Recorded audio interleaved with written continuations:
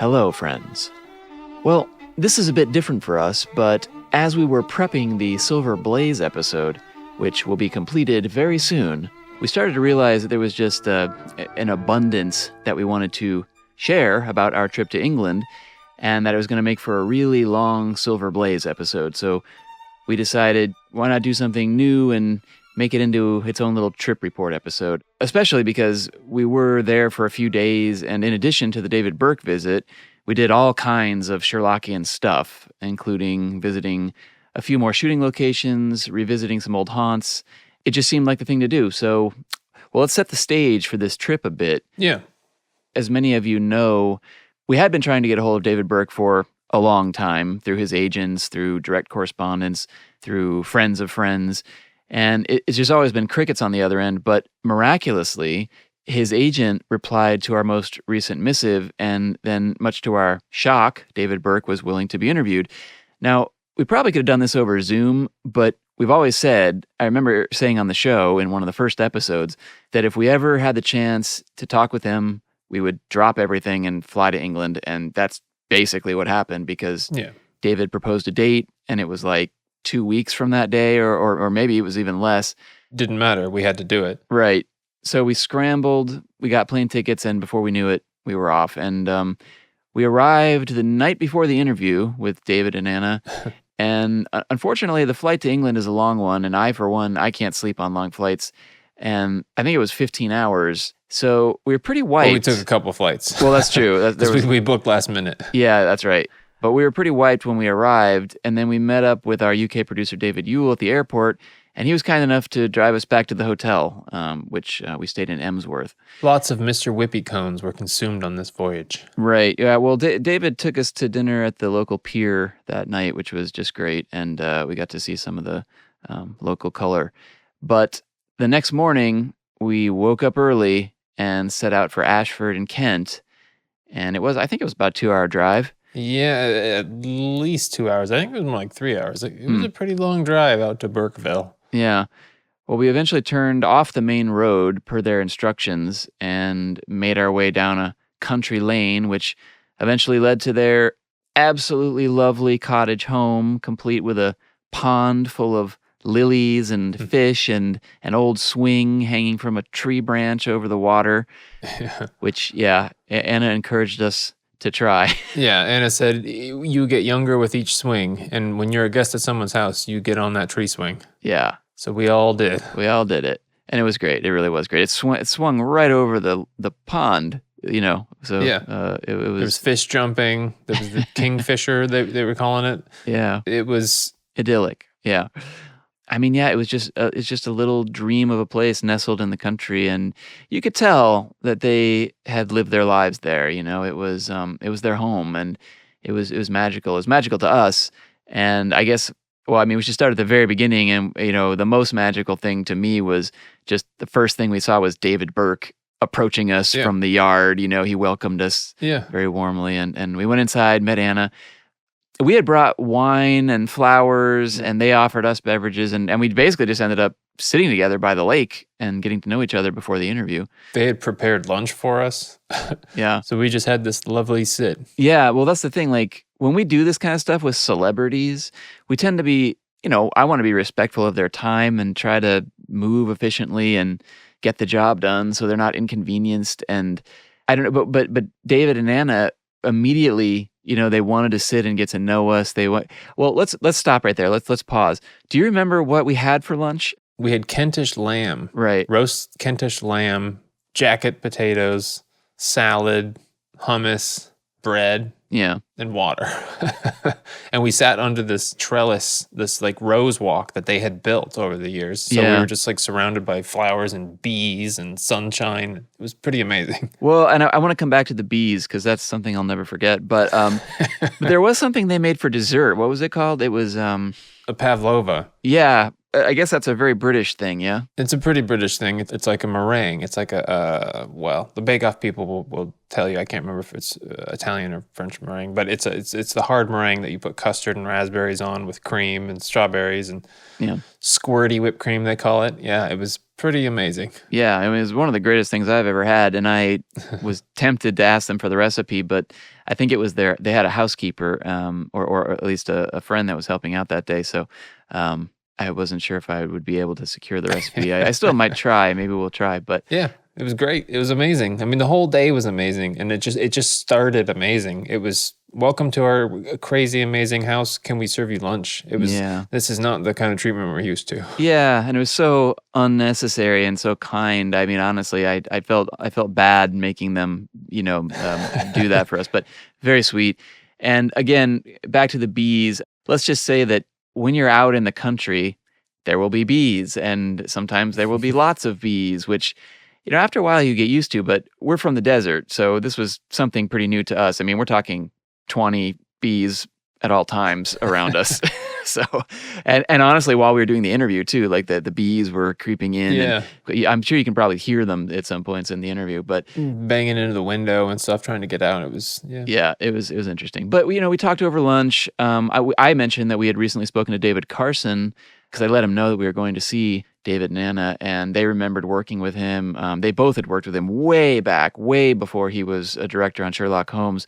He was an actor, actually, and they had done plays together. He had directed them on the stage. He played in Rosencrantz and Guildenstern with them. It was great stuff to hear. I should have asked him to retell that stuff when we were interviewing him, but it was kind of more Anna's story, so we didn't capture that. But really, it was just them talking about how great of friends they were back in the day, which was neat. The other thing we talked about a lot it was their son Tom. Yeah, and we actually, a number of listeners wrote to us and said, "Why did you guys talk about Tom on the podcast?" And it was a decision, to keep it Sherlockian, but like we did speak a lot about Tom and his successes and what he's been working on. Yeah, and at that point, I think he was in Australia. They were telling us he was on the new Mad Max movie or something. But also how they used to make short films together as a family there on the property. Yeah. Like they would just get a video camera and make little movies together. And I kept kind of dropping the idea that we sure would love to see that stuff. But, they didn't ever offer it. So I assume that stuff's a little bit private. But sounded great. Well, then we, helped them clear the dishes and we set up for the interview. And it was around this time that David Burke actually pulled me aside. And he just wanted me to know that at his age, as he put it, reaching back into the past becomes harder and harder, which I think we all know.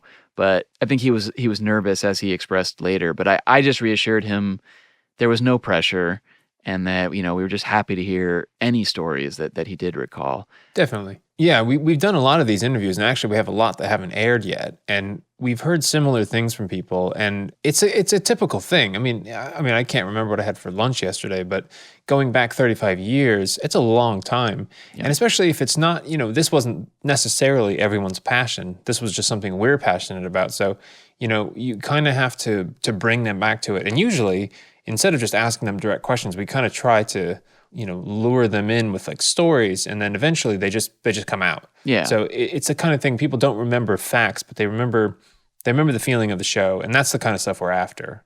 So I think that all came out. And we kept it focused on Sherlock. I mean, we did ask a lot of questions, and we just kind of felt like we honed it down to the Sherlockian stuff. And I feel like he remembered all the big things, but the little tiny details, I mean, we had questions for every episode.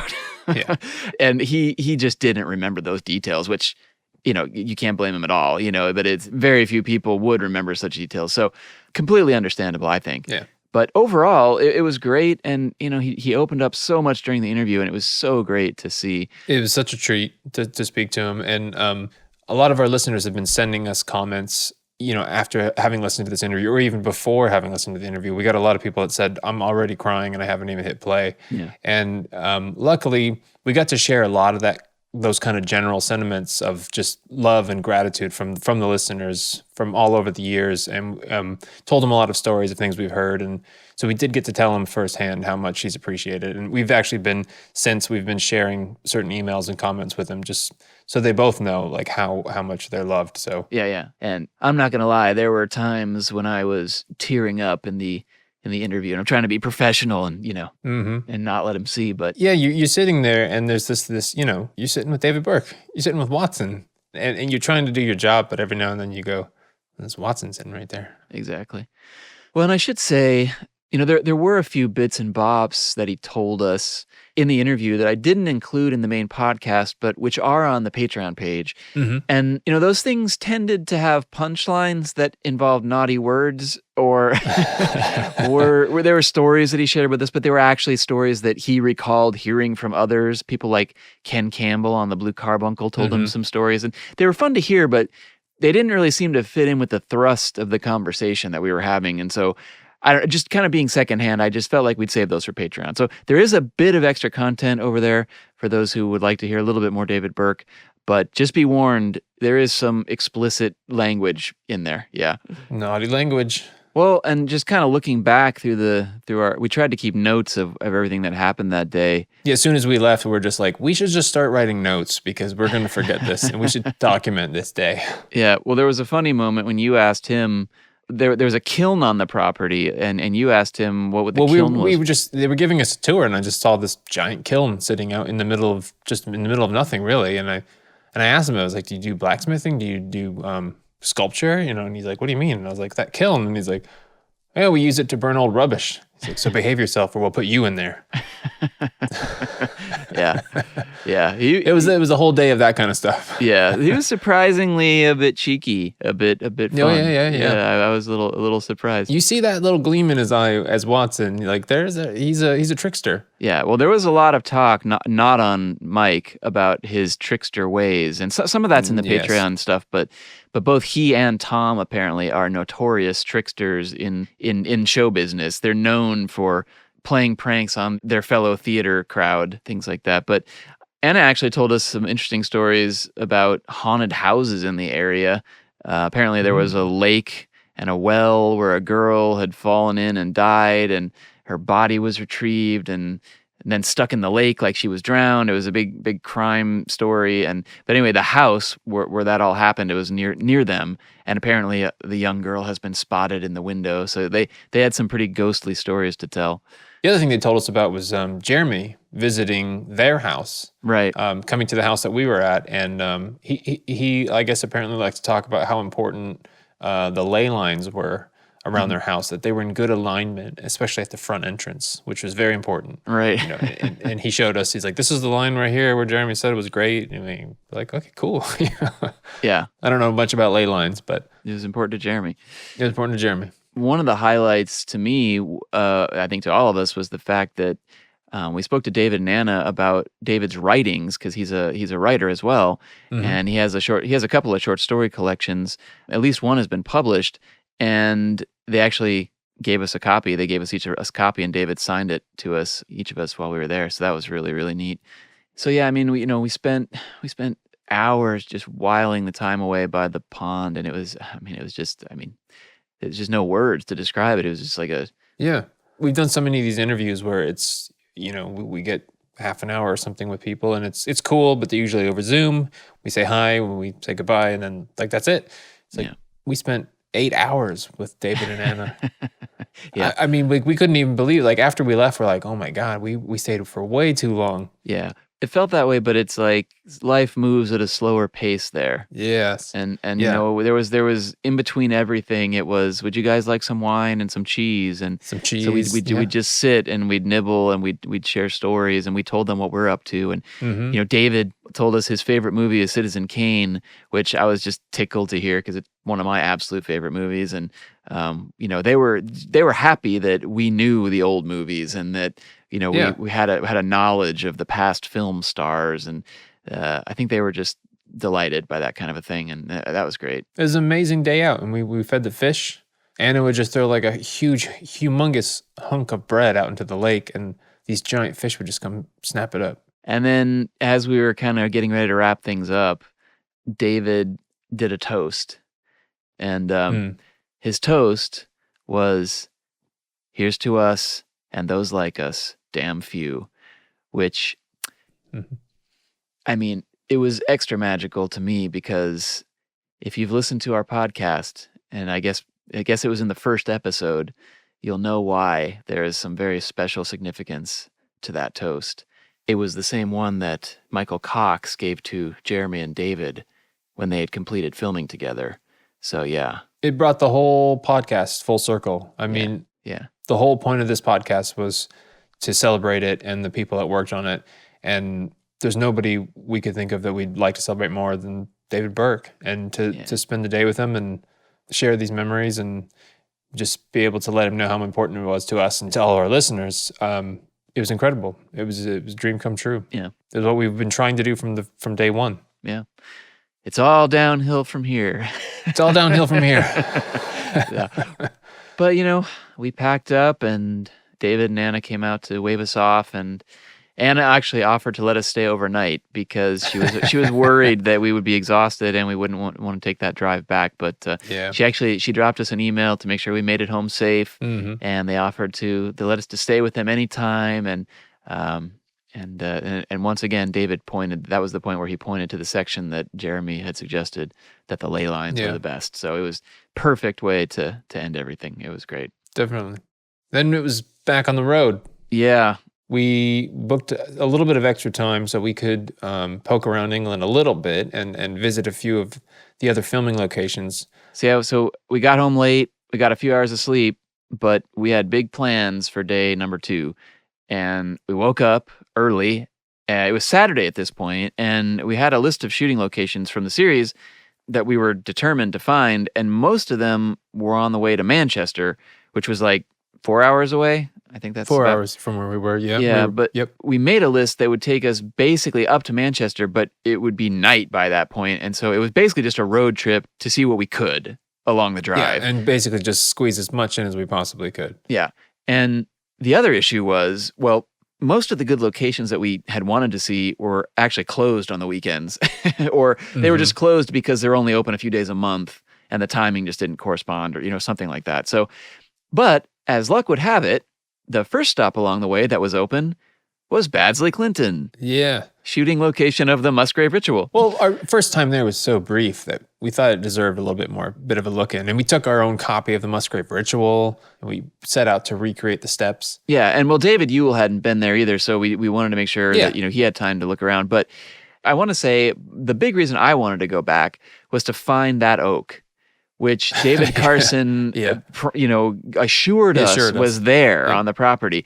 And man, we really looked, but I think he may be misremembering, or else, it could just not be there anymore. It could have got struck by lightning. I think we or did something. find it. You think that was it? Just I think everything was overgrown. Yeah, because I still haven't actually compared the photos, but it didn't look like anything. It's pretty far off in the distance. Yeah. Yeah.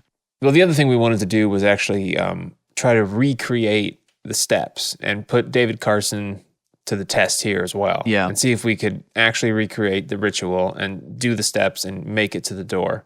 And we did film a lot of our attempt, but I should say it was, let's say, fraught with overgrowth since the filming of the episode. Well, this is just it. I mean, honestly, I don't know how to communicate how it went down because it's hard to explain it, but it's really not possible to walk it. I mean, there's a small pond just behind those trees that Jeremy parts with his stick and steps through right before arriving at the moat. So it's like you can't actually walk back there. There's a pond. Yeah. So, I mean, it's possible that pond wasn't there in 1986. It's possible that was just rain. Who knows? But we tried our best, and I mean, honestly, there were giant trees that I'm sure were there in 1986, and just you couldn't walk in straight lines where you would have had to, because we walked it more than once, and we did it in reverse as well. We calculated it in reverse to try and make sure we could figure out where to go. I will say this though, the starting point when we did it in reverse was basically on the lawn in front of the house where they said it was. Yeah, the private lawn. So the starting point is basically right, but you just can't do it. Because of the trees and the pond. Yeah, exactly. I mean, if we put this video together, we put this video out, you'll see what we mean. It's like a little forest back there now. Yeah, and it wasn't quite that overgrown at that point. Yeah. But it was cool to have the actual ritual as we walked it. Yeah. A lot of people were giving us funny looks, and I don't know if that's because they knew or if they just thought we were crazy, but... Well, I think at least half of them had to think we're crazy because last time we went, nobody knew that the show was shot there. Yeah. None of the volunteers, nobody that worked there. But this time around, we did ask like everybody this time, and it seemed like about half of them knew. And one person was like a big fan. And so we showed them the ritual, and they were, they were pretty taken with that. So it was pretty cool. And we did ask, since we didn't last time, if we could cross the moat and go in through that doorway leading downstairs. And they wouldn't let us. But as we were leaving, you guys were already out, but I snuck a peek in from the maintenance access door, which leads to that same room. And I can confirm that there are no stairs leading down to the cellar there. It's just a storage closet on the other side of that door, basically. I tried to snap a photo, but they actually stopped me. They asked me not to take a picture. It appeared that nobody knew where that final room was. We're assuming it was actually there because it does look like it's probably there somewhere. I'm sure they didn't go anywhere else to film. Yeah, because that was likely one of those priest hides. Yeah. They're kind of scattered throughout the house. Yeah, but it is another thing that David Carson either misremembered or he is just trying to maintain the magic. So apologies if our investigations spoiled any of that for you, tender listeners. But you should go. If you're thinking of going, you guys should definitely go and see if you can find it. Oh, of course. Because we couldn't find it. If somebody can find where that actual basement is, we'd love to know where it is on the property. Definitely. Yeah, because I think the chances of us going back there a third time are extremely small. Probably pretty small, because I think if we go back, we'd like to see more stuff. But. Yeah, exactly. So next on our itinerary was to try and find the Sholto house from the Sign of Four. Mm-hmm. And our sources told us that it was called Tabley Hall, but apparently there's more than one Tabley Hall, and we ended up at the wrong one. Actually, we ended up at Tabley House. And we wanted to be at Tabley Park. And see, there's a funny thing that happened there too. Because they told us when we arrived that we were looking for the other place, and they're like, oh, that's not close. That's like a good hour and a half away. Mm-hmm. I'm not sure that that's actually true, because I looked at a map and I don't think it's that far. Well, I think it wasn't that far, but it's like a lot of those things, there's no roads. So you can't just go straight to it. You got to go around to find things. I wondered if it was an excuse to get us to stay there, because possibly. We stayed. Yeah. And after we paid and they gave us our tickets, they said, no photography was allowed. Even though it's holding like a camera with a stabilizer, it was like, that's why we were there. Luke was pretty unhappy about that. I was pretty unhappy. But I will say this place was, I mean, it's not a National Trust property, but it was impressive. It's a huge mansion that houses the Tabley collection of paintings, and I actually bought their little gimmicky book that they sell. But I mean, it's a mind-blowing collection of art and tapestries, well worth the, I don't know what it was, £7 or whatever to take the tour. Yeah. And I mean, it was a Saturday, it was the afternoon at this point. We were the only people there on the tour, and I'm sure the 4 elderly ladies who were the tour guides, there's one in each room essentially. Yeah, I mean, they were just happy to go through their routine. But even though Sherlock didn't film there, they did mention that some other shows had. I can't remember. I think they said Peaky Blinders. I can't remember the rest. Mm-hmm. It's the kind of thing when you see it, you go, this is probably in Sherlock. Yeah. I mean, you could be convinced that it was. It was very reminiscent of the house from the Speckled Band. Yeah. Which was also the house from Abbey Grange. I mean, we were like, we looked at it a few times and we're like, are you sure nothing was filmed here? Yeah, exactly. Yeah. But every time we brought up Sherlock, they were thinking Benedict Cumberbatch. So they're like, definitely not, because I've been here the whole time. We're like, you've been here since the 80s? And they're like, oh, no. Well, maybe, now that it's really in our minds as we watch the episodes again, we'll see it. Maybe, but I just think we just went to the wrong place. And I think they're like, we got him. Yeah. Get the £7. Well, next, though, we kind of hurried to our next location because we knew it was going to be fruitful, and that was the National Trust property of Dunham Massey in Cheshire, where a number of episodes, or I should say a number of pieces of episodes were filmed. Primarily for us, it was the Abbey Grange, right? And I think mainly just the interiors. It's the kind of thing where, like, once you get in one of these houses, you kind of see, like, okay, that's a little bit of Abbey Grange, that's a little bit of Dying Detective, right? That's a little bit of Shoscombe Old Place. It's the kind of thing where you get the fact that, like, whenever production needed to make the story work, they could just go to these various trust homes around Manchester and go, that's the kind of thing we need. That's the kind of window we need. That's the kind of chair we need, whatever it is. So it was neat to be able to just wander. Yeah, it's neat, but it's also really confusing. And the other thing was like Abbey Grange, almost all of it was shot there in terms of the interiors. Yeah. Unfortunately, we only had like an hour before it closed to make. So we were like trying to figure out what room was what. And let's pause and back up for a moment because we've been to a few National Trust properties. Baddesley Clinton is one. This place was like Disneyland on the 4th of July. I mean, the parking lot was huge, totally packed. So we paid to park, which was something like £8 per person, not per car. You had to pay per person to park. And then we also had to pay per person to get into the house, which was another like £10 a person. I don't know for sure, but something like that. This was a big deal, though. This was like, I mean, there's like a very modern gift shop and a restaurant. Mm-hmm. This was like a nice place to go and spend some time. It's like people brought their kids and they're riding bikes and there's... The property is huge and it has like free roaming wildlife, like deer. It had full gardens. Swans and... numerous buildings. And I'll admit, I mean, the first building we went into was the servants' courtyard. And I thought, these books are all wrong. I don't recognize any of this from the show. But then when we made our way to the main house, within moments, we were like face to face with the fireplace that Jeremy scales in Abbey Grange. Again, we weren't even sure because I know. People go, no, nothing was filmed in here. We're like, you sure nobody climbed that fireplace? And they're like, no, it wouldn't have been allowed. But see, the thing is, like, everything is A, roped off, and B, there's like junk around I don't want to say junk, antique furniture and vases and easels with historical information.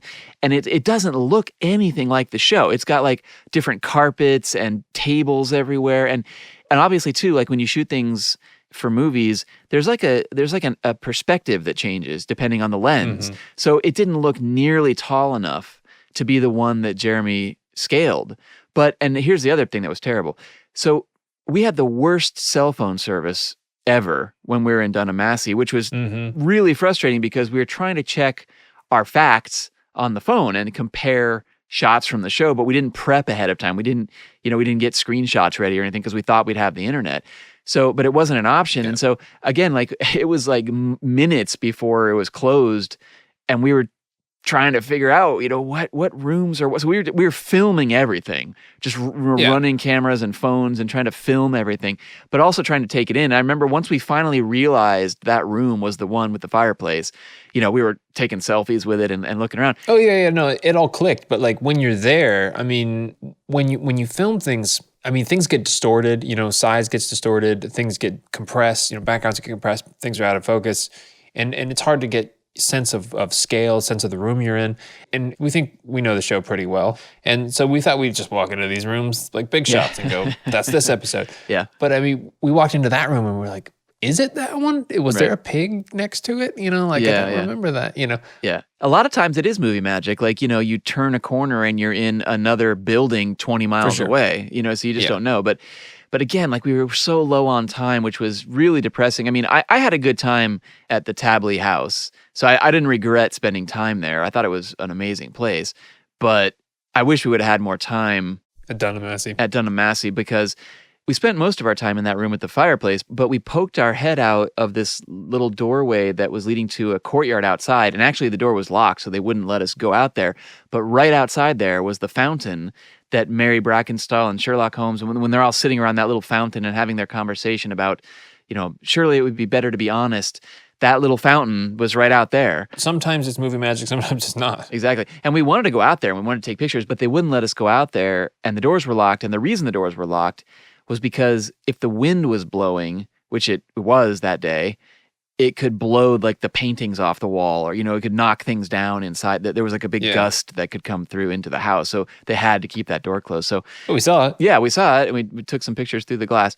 But we only had a few more minutes. And so we went upstairs and immediately we recognized the shooting location from The Dying Detective, the infamous long hallway where Hugh Bonneville performed his fatal rug skatery scene. Rug skatery, yeah. Yeah, and again, it was barely recognizable with all the stuff around, but it was definitely the place. It was a very long hallway room. Yeah.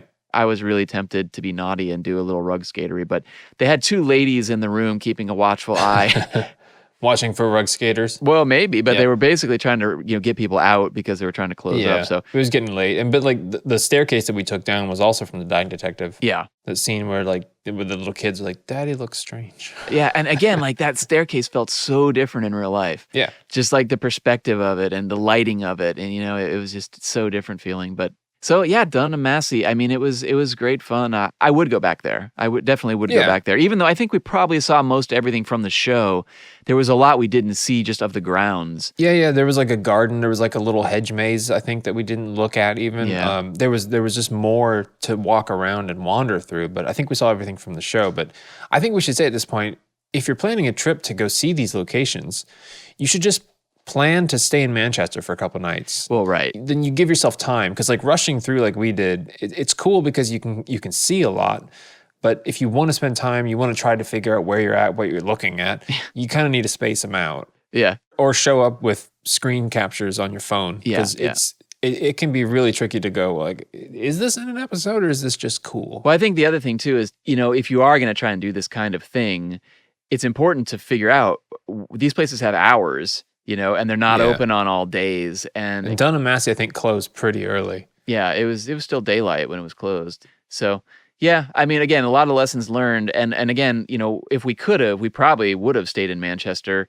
If I ever go back to England, I'm definitely just going straight to Manchester. I mean, I feel like we've done London enough times. We've been to Oxford. We've been around. Like all the stuff I'm curious about is in Manchester at this point. And again, just rushing again, we got out of there before it was too late, and we just like basically sped to Tatton Park. Yeah, which was the location of just a lot of random scenes through the series. Yeah, that's just it. Like specific parts of a number of episodes were shot there, but the park itself is just green hills and trees. It's 2,000 acres. Yeah.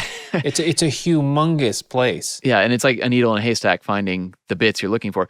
We were pretty lucky in the sense that when you drive in, I'm pretty sure that those were the trees, because they're very straight trees from where Irene Adler and the King of Bohemia ride through it in Scandal. I think we felt pretty confident that was right. We felt confident about that. I was confident that we found the one shot of them on horses when they're talking about the kingdom of Bohemia, and you see the little matte painting of the castle in the background behind the lake. But that was just dumb luck that we just happened upon it. But we wandered all over trying to find that little black tower thing that they were like shooting guns at.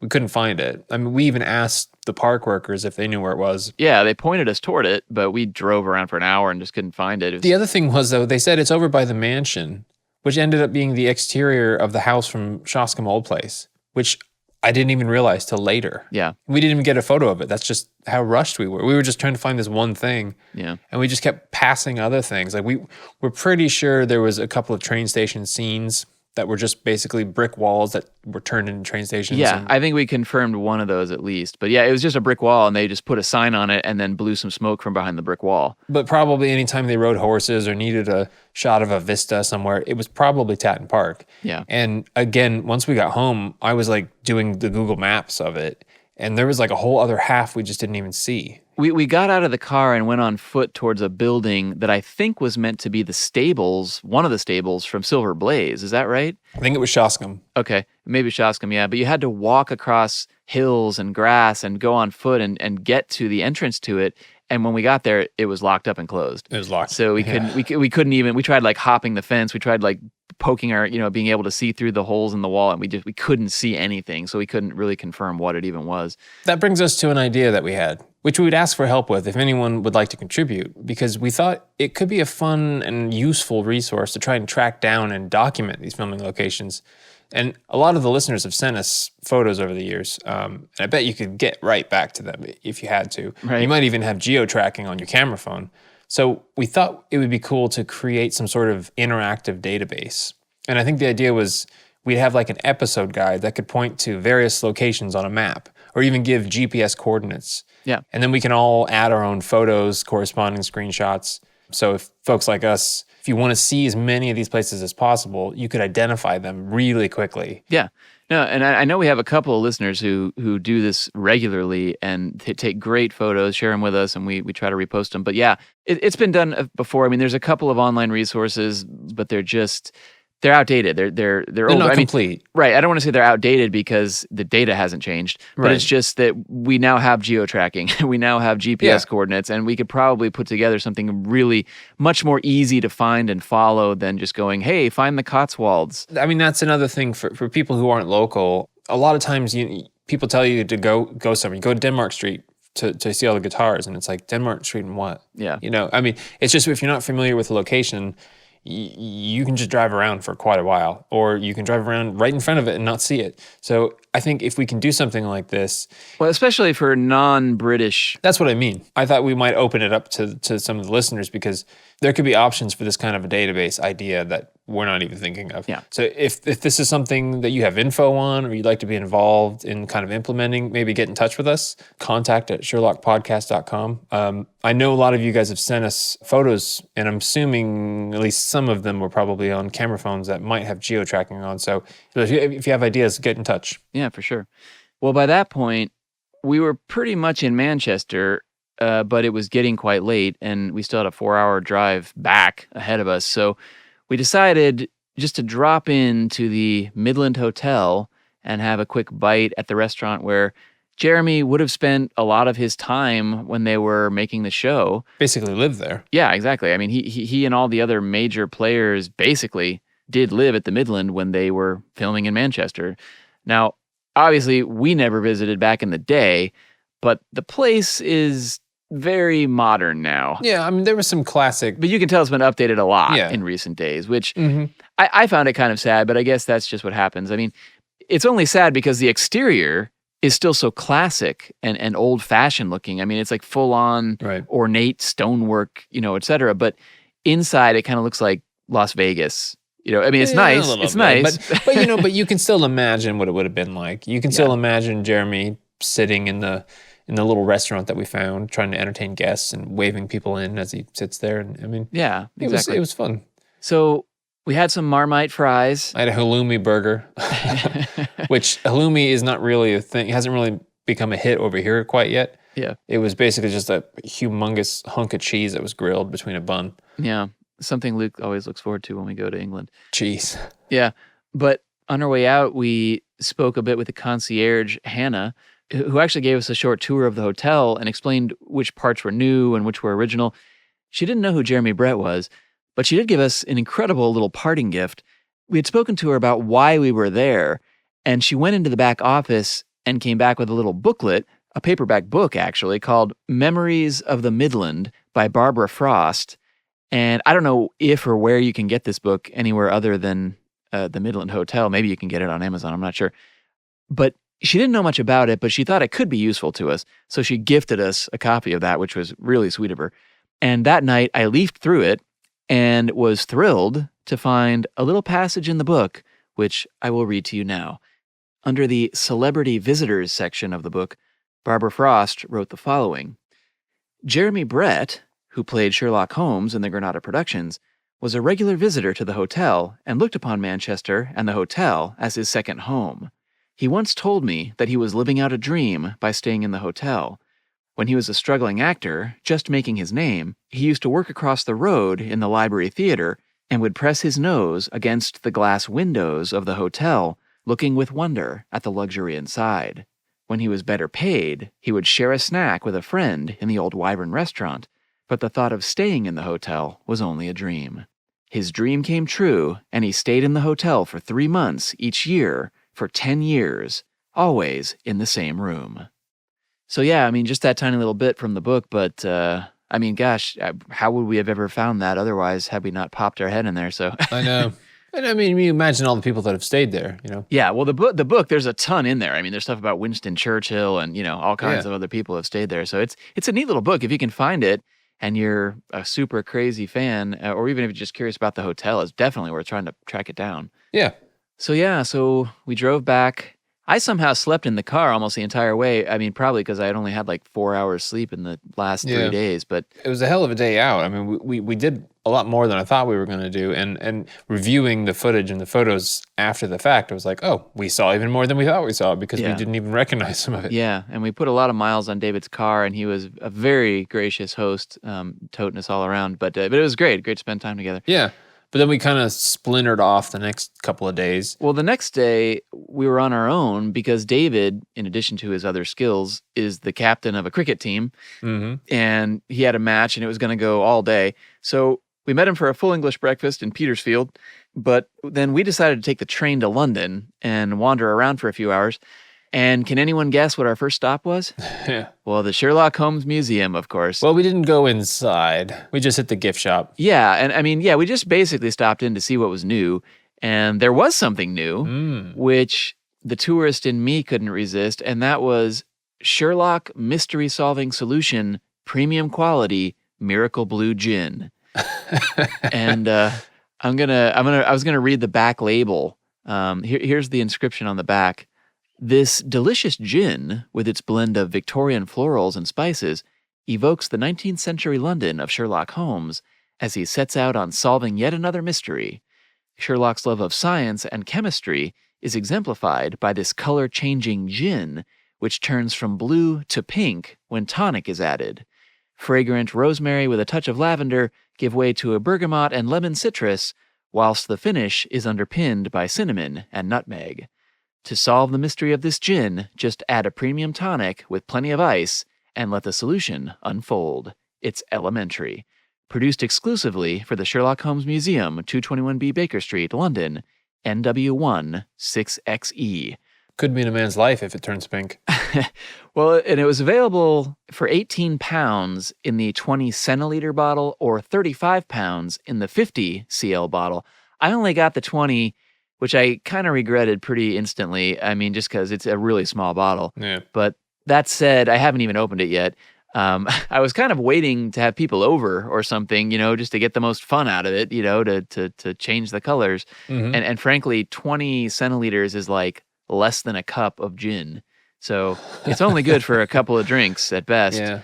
But I looked it up at home, and you actually can't have it shipped to the U.S., so if you're going to go, pick it up and put it in your luggage. But I don't know, someday I'll crack it open. I'll report on the quality. But I mean, let's be honest, it's a gimmick drink. I don't expect it to rate highly. Well, it's a good thing for the shelf. It's fun. Yeah. And that's the thing. Like that's why I wished I got the big one, because it is a good thing for the shelf. But if I crack it open, it's going to be gone.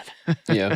I still have a bottle of water from the Magic Castle because it's magic water. Yeah, very nice. Then we peeled off and we hit a couple guitar shops on Denmark Street. But then we just accidentally bumped into the Langham Hotel. Well, that's just it. Like the phone, like the map took us a weird way. And I don't know why it did that, but yeah, like we kind of looked up and there it was, just looming over us, the Langham Hotel. And so we hadn't planned it, but we, the birthplace of the Sign of Four, I mean, it's the place where Doyle made the deal with Lippincotts to write it. So actually, a lot of the stories take place there too. I mean, I think Scandal in Bohemia, that's where the king is staying, is at the Langham. The Langham Hotel. Under the Count von Krom. And they were quite busy in the dining area. They frankly, they didn't want to let us in. Yeah, they asked if we had a room there. Yeah, and of course we said we did.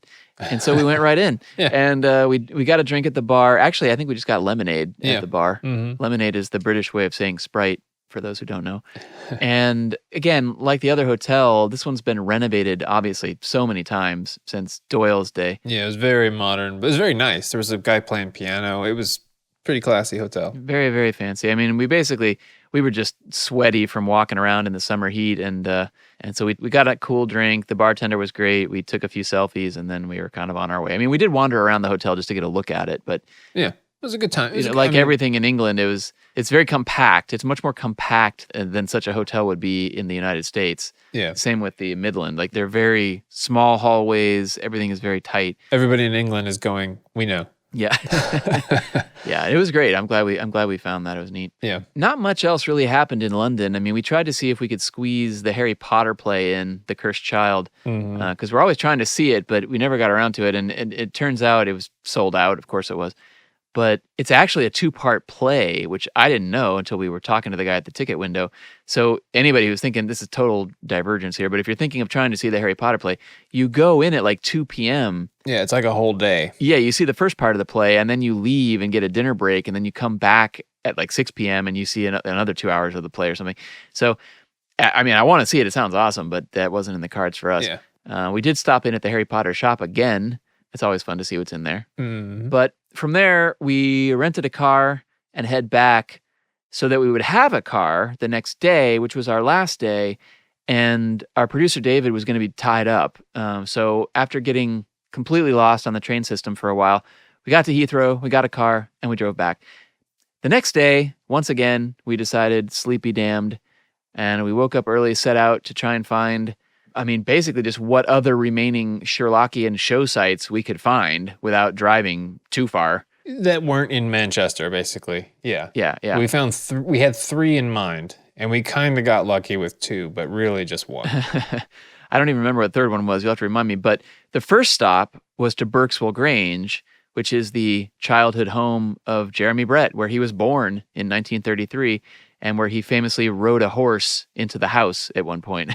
And we were told it was at risk of being destroyed, but luckily it was still there in all of its leafy glory. Obviously, we didn't have an appointment or anything, so we just took a chance that we'd even be able to see the place. As luck would have it, no one was home, but also as luck would have it, the gate was actually open. So we were able to get up to the house and see some of the grounds and take a few photos. Yeah. But we rang the bell quite a few times and no one came to the door. But the driveway was full of horse trailers. So it was clear that there were still horses on the grounds as they were in Jeremy's day. So that was kind of a nice thought. Yeah, neat to see that. Yeah. Well, our next stop was the Cotswolds. Was there something in the middle? I'm trying to remember. Well, we went looking for the ruins from The Last Vampyre.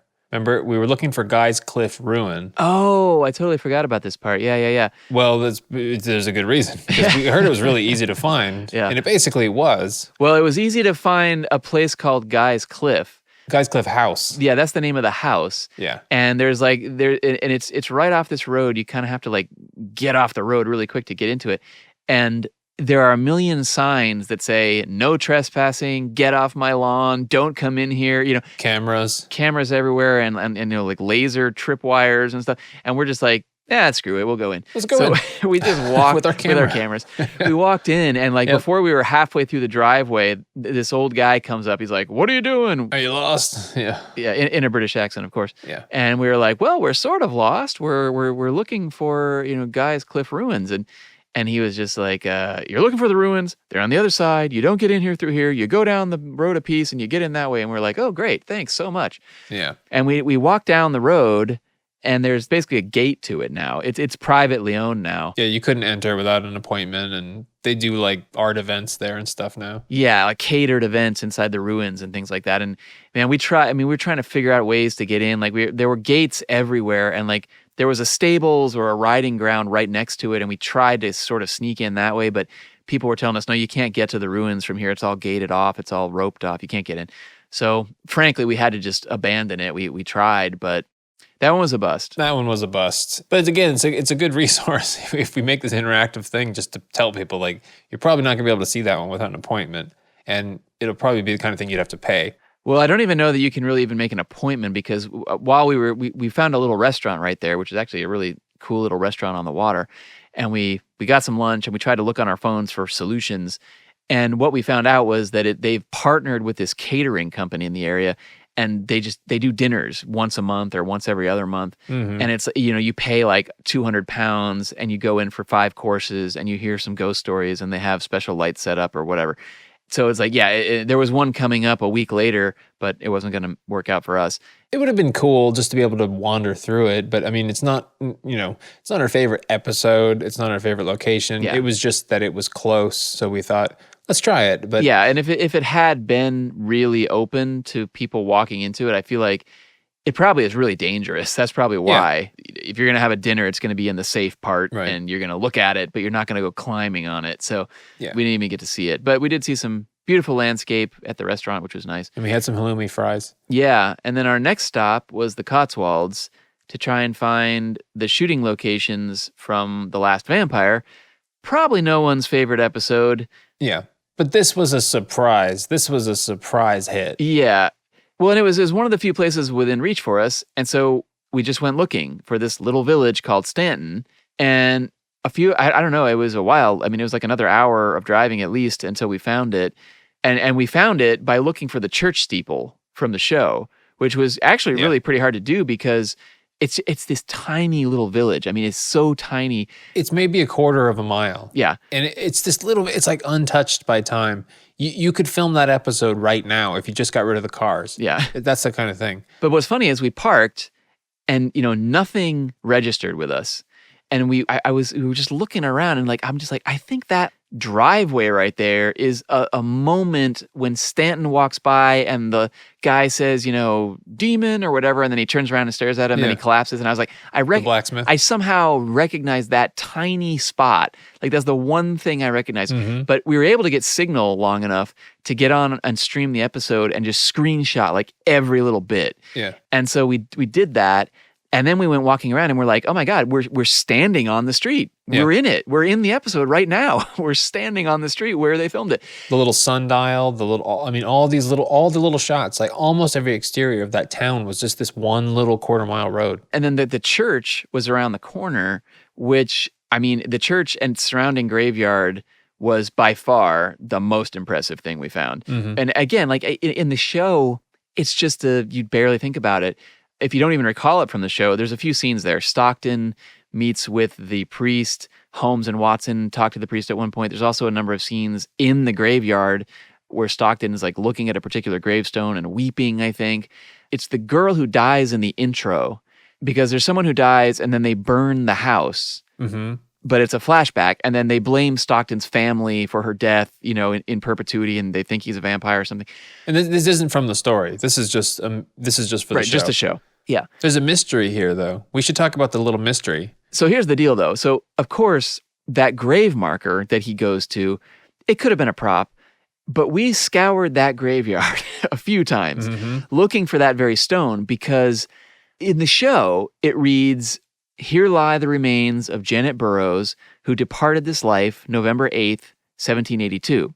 Right. But the stones in that cemetery, they're hundreds and hundreds of years old. Some of them you couldn't read. They were just gone. They're so faded. Yeah, they're cracked, they're faded, they're crumbled. They had like a pile of broken ones over in a corner. They were just so old. That one in the show, though, it looks real. Like, it looked just like the ones in the show. Like, I would have assumed it was a prop. Right. But it looked so much like the ones in the show already. It's cracked. It's broken like it is. It's got pitting and moss. And the place where he leans down and looks at it, we went to that very spot, and there was no stone there. Yeah. So it was like, well, was it so broken they had to take it away? Was it We were even looking for a stone the same shape. Yeah. Like, we couldn't find it.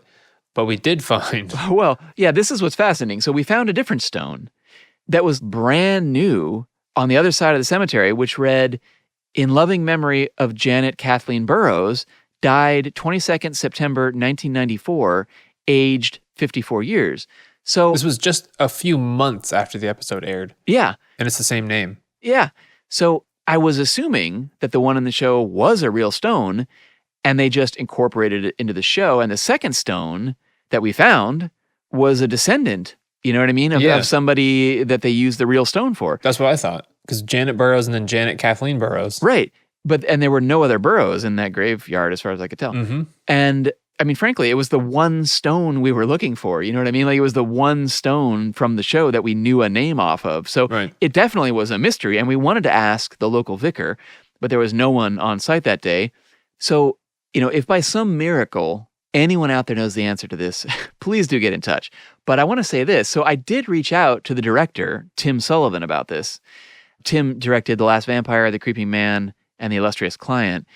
And his reply was that it must have been a prop, because they would never have been so disrespectful as to have used a real stone. Mm-hmm. And he said he didn't know anything about the name, and he said it must just be a strange coincidence. I don't believe in coincidences that precise. I think these directors are having a little fun with well, this. I think it's possible that it was a prop, and the prop guy used a real name. You know what I mean? Maybe it was like the location guy was like, "We'll put your name in the show." Maybe it was somebody from the church. Maybe she was the location person from the church. Yeah, possibly. And then it's like, we'll just put her name on there. Whatever it was. Tim didn't know about it. So I think if somehow, somewhere, it was a nod to somebody. Yeah. And whoever that person was, she passed away in 94. Right. So I don't know. Again, if anybody out there knows, we are really curious about this, so we'd love to know. Yeah. All that being said, I do want to just to say, we will be sharing our full interview with Tim in the future, of course. Mm-hmm. But getting back to it, everybody has mixed feelings about The Last Vampyre. But honestly, we really enjoyed our visit to this village. Yeah. We had a great time there. It was one of the coolest places we've ever been.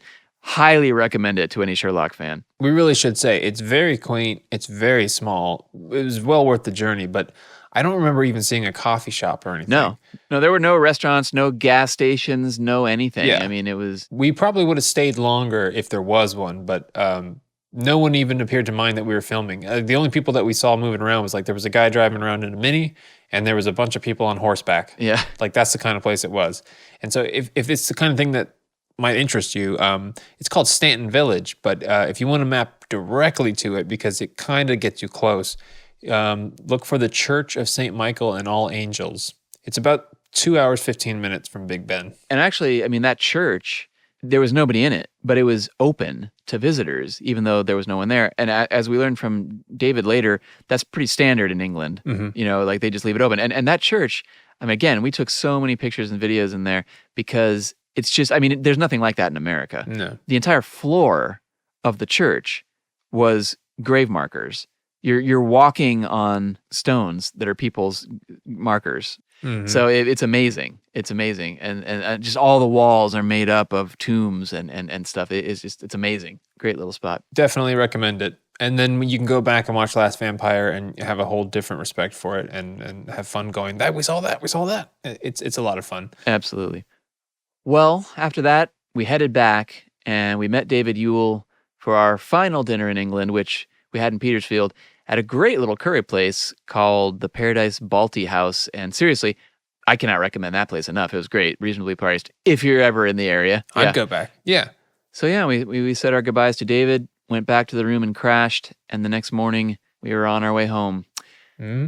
I don't know what's left to say. I mean, we've been to England a few times. It's always great. We love that part of the world. But this trip, man, it was so special. I can't imagine it can ever be topped. For me, Yeah. it was an amazing trip. It's a great time, and I hope we can share even more of it. So we've got a lot of photos and videos, and of course the David Burke interview, but we will be posting a lot of artifacts for this episode of the show. So keep an eye on our Twitter and Facebook. Yeah, and our conversation with Anna was amazing as well. And I mean, we're coming up on that one pretty quick, so we'll probably save that for then, but that'll be another wonderful thing to hear. And I should say that while we were there, we did try our darndest to also connect with Colin Jebbins, whom we've been trying to connect with for almost as long as David Burke. Mm-hmm. And there was a moment there in England when it seemed like it might have happened. Instead of a flat no, there was a moment of consideration. But in the end, Colin passed on us again. So I have a feeling that one is not likely to occur. But we did try. We did try. He's 93 this month. But we'll continue to try. Dear listeners, we will continue to try. Overall, a great trip and lots of great memories and photos, which we will be sharing in the days to come. Thanks for taking this journey with us. Yeah, and thanks again to our Patreon supporters for helping to make this a reality.